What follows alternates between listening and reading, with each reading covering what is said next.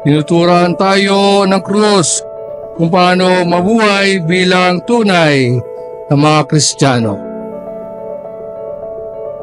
Bagaman, batid natin lahat na tayo mga Kristiyano Katoliko ay nabinyagan kay Kristo,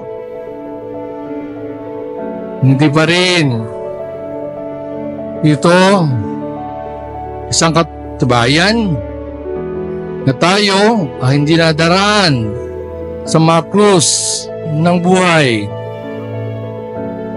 sa mga problema, sa mga pagdurusa, sa mga hinanakit at kahirapan.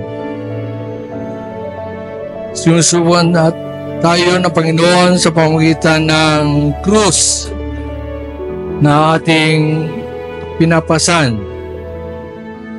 Kaya nga, ang lahat na ito ay hindi pagdurusa, hindi pahirap, kundi mga pagsubok sa buhay Kristiyano.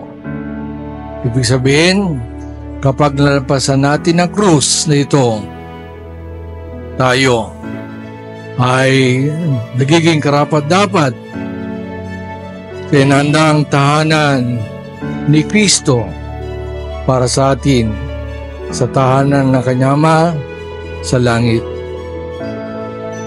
Kaya nga ang krus ay hindi lamang kahoy para sa ating lahat, bagkus makita rin nawa natin ang katuwang tao na ating Panginoon sa krus, na siya na nag-alay ng buong buhay niya para sa ating kaligtasan at kapagkamit ng buhay na walang kaligayan sa piling ng Kanyang Ama sa Kanyang kaharian sa langit.